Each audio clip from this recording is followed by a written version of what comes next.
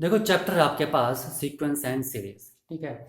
हमने sequence series tenth में भी स्टडी किया हुआ, ठीक है। पर ये जो टेंथ क्लास में हमने पढ़ा है उसका थोड़ा सा अपग्रेडेड वर्जन है, ठीक है। यानी कि इसमें थोड़ा सा लेवल ऊपर है टेंथ क्लास से, ठीक है। थोड़ा सा, ज़्यादा नहीं है। बाकी सीक्वेंस सीरीज बिल्कुल सेम है जो आपने एपीजीपी जो आपने टेंथ क्लास में किया था। थोड़ा सा अपग्रेड है यहाँ पर +1 में। तो देखो यहाँ पर मैं आपको एक बार फिर बता दूं कि सीक्वेंस क्या होता है आपके पास, ठीक है।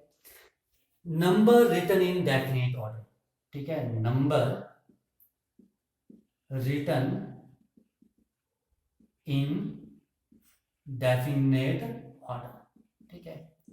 जो नंबर डेफिनेट ऑर्डर में लिखे होते हैं उन्हें हम कहते हैं सीक्वेंस, ठीक है। जैसे 1,2,3,4,5, नेक्स्ट नंबर क्या आएगा। देखो यहाँ पर सीक्वेंस बन रहा है, आप इसे देखकर बता सकते हो कि नेक्स्ट नंबर क्या आएगा, 6, 7, ठीक है। इसे देख के आप बता सकते हो नेक्स्ट नंबर क्या आएंगे, 6, 7, 8 अप टू सो ऑन, ठीक है। तो इसे हम कहते हैं सीक्वेंस, ठीक है। कि आप नंबर्स को देख के बता सकते हैं नेक्स्ट नंबर क्या आएंगे, ठीक है। यहाँ पर एक डेफिनेट ऑर्डर बन रहा है, ये नंबर एक डेफिनेट ऑर्डर में लिखे हैं जिन्हें देख के आप नेक्स्ट नंबर बता पा रहे हो। जैसे मैंने लिख लिया 2,4,6,8, तो इन्हें देख के बताओ नेक्स्ट नंबर क्या आएगा, ठीक है। देखो इवन नंबर बता रहे हैं, 2 2 का क्या है, तो नेक्स्ट नंबर क्या आएगा, 10, 12, 14, 16, 18, 20 अप टू सो ऑन, बहुत ज्यादा नंबर आ जाएंगे, ठीक है। पर हम ये बता सकते हैं पैटर्न को देख के कि नेक्स्ट नंबर क्या आएगा, ठीक है। इसे सीक्वेंस कहते हैं। जैसे 3, 3.3, 3.33, 3.333, नेक्स्ट नंबर क्या आएगा। अब यहाँ आप ध्यान से देखो, यहाँ 3 है तो यहाँ पॉइंट के बाद 1 3, पॉइंट के बाद 2 3, पॉइंट के बाद 3 3, तो नेक्स्ट क्या आएगा, पॉइंट के बाद 4 3, उससे नेक्स्ट क्या आएगा, पॉइंट के बाद 5 3। तो इन्हें देख के हम बता सकते हैं कि नेक्स्ट नंबर क्या आने वाले हैं। इसे हम कहते हैं सीक्वेंस, ठीक है। अब मेरे पास दो सीक्वेंस होते हैं, फाइनाइट सीक्वेंस, ठीक है, और इनफाइनाइट सीक्वेंस, ठीक है। देखो फाइनाइट सीक्वेंस क्या होता है, जिस सीक्वेंस में नंबर ऑफ टर्म्स काउंटेबल हो, फाइनाइट हो। जैसे मैंने लिखा था 1,2,3,4,5, ठीक है। तो देखो यहाँ पर हम नंबर ऑफ टर्म्स काउंट कर सकते हैं, कितनी है, 5। तो ये फाइनाइट सीक्वेंस है, ठीक है। 2,4,6,8, ठीक है। यहाँ हम नंबर ऑफ टर्म्स काउंट कर सकते हैं, 4 टर्म्स हैं, ठीक है। तो this sequence is also finite, जहां पर हम नंबर ऑफ टर्म्स को काउंट कर सकते हैं, ठीक है। इनफाइनाइट सीक्वेंस होता है जैसे 1, 2, 3, 4, जिसमें हम नंबर ऑफ टर्म्स को काउंट नहीं कर सकते। अब यहाँ अप टू सो ऑन लगा दिए, कहां तक, कुछ नहीं लिखा है, तो इसके बारे में हमें कोई पता नहीं है कि यहाँ पर कितनी टर्म्स आएंगी, ठीक है। तो इसे हम कहते हैं infinite sequence. 2, 4, 6, 8 up to so on, ठीक है। हमें नहीं पता है कि अप टू सो ऑन कहाँ तक जाए, ठीक है। तो हम नहीं बता सकते कि इसमें नंबर ऑफ टर्म्स कितनी आएंगी, ठीक है। तो इसे हम कहते हैं इनफाइनाइट सीक्वेंस, ठीक है। अब एक चीज मैं आपको और बता दूं, जैसे यहाँ लिखा मैंने 1, 2, 3, 4 अप टू सो ऑन, ठीक है, अप टू 100। तो this is your finite sequence. इसमें हम बता सकते हैं कि नंबर ऑफ टर्म्स कितनी आएंगी, कि 1, 2, 3, 4 अप टू सो ऑन, कहाँ तक, 100 तक जाना है आपने, ठीक है। 100 तक जाना है तो हमें पता है कहाँ से स्टार्ट करना है और कहाँ पर हमने खत्म करना है। तो this is your finite sequence, ठीक है। लेकिन हमें यहाँ पता है स्टार्ट कहाँ से करना है, लेकिन खत्म कहाँ करना है ये नहीं पता है। तो हम इसे कहते हैं इनफाइनाइट सीक्वेंस, ठीक है। तो इनका आपने ध्यान रखना है, ठीक है। अब देखो सीक्वेंस क्या होते हैं आपके पास, 3 टाइप्स के सीक्वेंस में 3 टाइप्स आती हैं, ठीक है, जिसमें से हमारे सिलेबस में 2 टाइप्स ही हैं, ठीक है। एक आता है इनमें आपके पास सीक्वेंस में, ठीक है, एक आएगा आपके पास arithmetic, this is arithmetic progression, ठीक है। एक आएगा आपके पास जियोमेट्रिक प्रोग्रेशन, ठीक है।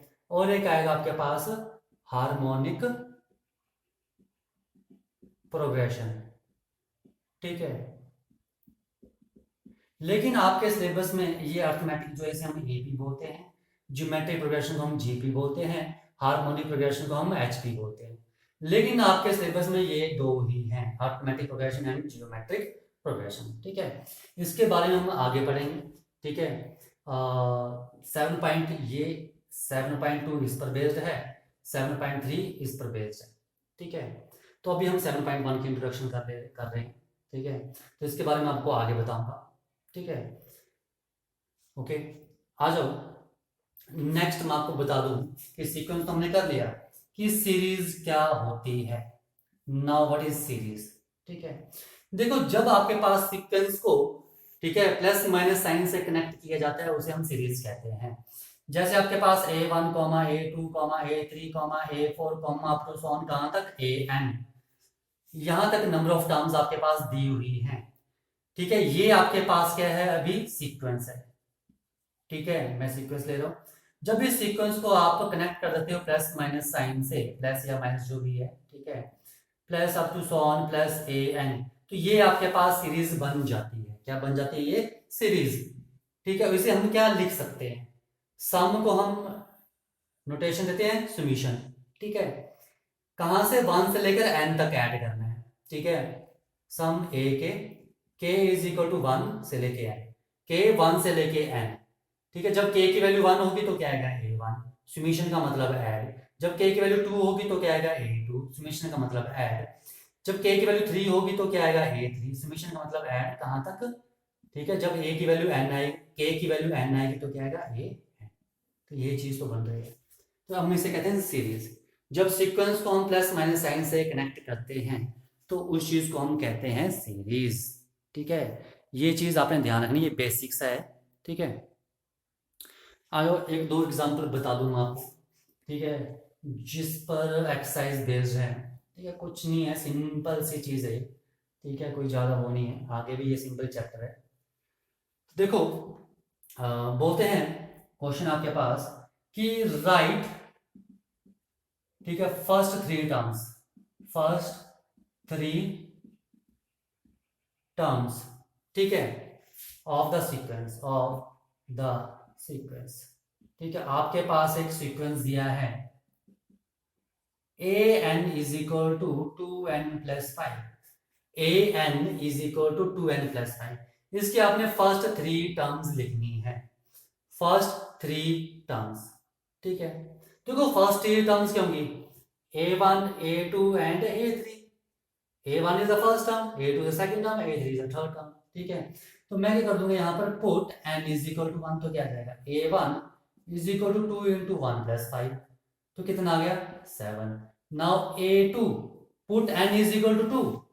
ठीक है, यहां पर मैंने क्या किया, put n is equal to 2, then A2 is equal to 2 into 2+5 which is equal to 9। Now put n is equal to 3, then क्या जाएगा A3, क्या जाएगा मेरे पास 2 into 3+5 which is equal to 11। ठीक है, तो ये थ्री टर्म्स आ गई मेरे पास, तो ये लिखा था फर्स्ट थ्री टर्म्स। ठीक है, तो फर्स्ट थ्री टर्म्स क्या जाएंगी, जब A1, A2 एंड A3 आ फर्स्ट थ्री टर्म्स। आपको बताया था ना मैंने A1, A2, A3, up to so on. ठीक है, तो A1 is the first term, second term, third term, this is your nth term. तो इस तरह से निकालनी है। ठीक है, अब जैसे एक क्वेश्चन और लेते हैं, इसमें an is equal to n-3/4। ठीक है, तो यहां पर क्या निकालना है, A1 निकालना पड़ेगा। तो A1 n की वैल्यू 1 पुट कर दो, 1 - 3/4 विच इज इक्वल टू -2/4, कितना आ गया -1/2। सेकंड टर्म के लिए n की वैल्यू 2 पुट कर दोगे तो A2 क्या आ जाएगा 2 - 3/4 which is equal to -1/4, and n की वैल्यू जब 3 पुट करोगे तो A3 आएगा, तो -3 - 3/4 is 0। This is your first term, this is second term and this is your third term of the given sequence. ठीक है, तो ये आपके पास एक्सप्रेशन दिया था। ठीक है, यहां से आपने एनर टर्म निकालना। ठीक है, तो ये फर्स्ट एक्सरसाइज में कोई ज्यादा वो मुश्किल नहीं है। ठीक है, अब जैसे बोलते हैं आपके पास कि आपके पास एक दिया है कि an is equal to n-1, 2 - n and 3 + n, ये आपके पास दिया है। बोलते हैं फाइंड 20th टर्म। कौन सी term? Find 20th term. 20th term निकालनी है तो n की जगह क्या मैं पुट कर दूंगा 20, तो a20 क्या आ जाएगा, n की जगह 20 सब्स्टिट्यूट कर दो, 20 minus 1, 2 minus 20 and 3 plus 20 and which is equal to 19 into minus 18 into 23 which is minus 18 into 19 into 23। इसे मल्टीप्लाई कर लो, वो क्या आ जाएगा आपके पास 20th टर्म आ जाएगी। ये था इस क्वेश्चन में, ठीक है। ओके, अब एक एग्जांपल और कर लेते हैं, वो थोड़ा सा अलग है, ठीक है। एक एग्जांपल और वो थोड़ा सा इससे थोड़ा सा डिफरेंट है, ठीक है। उस पर बेस्ड भी एक्सरसाइज में क्वेश्चन है। अगर आपने ये प्रैक्टिस कर ली तो एक्सरसाइज में आपको कोई मुश्किल नहीं आने वाली है, ठीक है। सिंपल सी एक्सरसाइज है। एग्जांपल है आपके पास, ठीक है। बोलते हैं आपके पास एक सीक्वेंस दिया है, ठीक है।